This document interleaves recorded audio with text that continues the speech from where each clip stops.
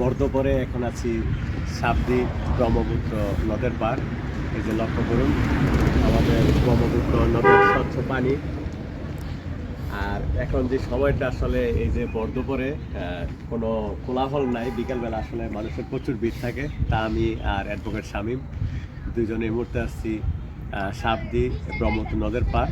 এই যে লক্ষ্য করুন রাস্তাঘাট একেবারে ফাঁকা, মানুষজন তেমন একটা নাই, শুধু এই যে একটা ইলিফ্যান্টের নৌকা, এই যে বাবুর মিয়া একজন হাউস ওয়াইফ নদী ভ্রমণ করতেছিল, আর আমি আর অ্যাডভোকেট শামীম।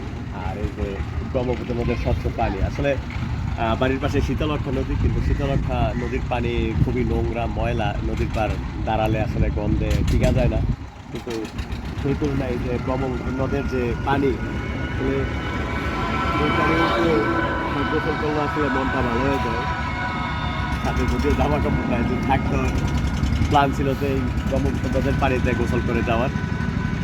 তো যদি কেউ ঘুরতে আসতে চান চেষ্টা করবেন একটু অফ টাইমে আসার জন্য, কারণ শুক্রবার বিকালবেলা প্রচুর ভিড় থাকে, তখন দেখা গেছে যে ফ্যামিলি ঘুরতে গেলে আসলে মারাত্মক প্রবলেম। কিন্তু এই যে এই সময়টা কোনো মানুষজন নাই, কিছু না, একেবারে নিরিবিলি শান্ত পরিবেশ।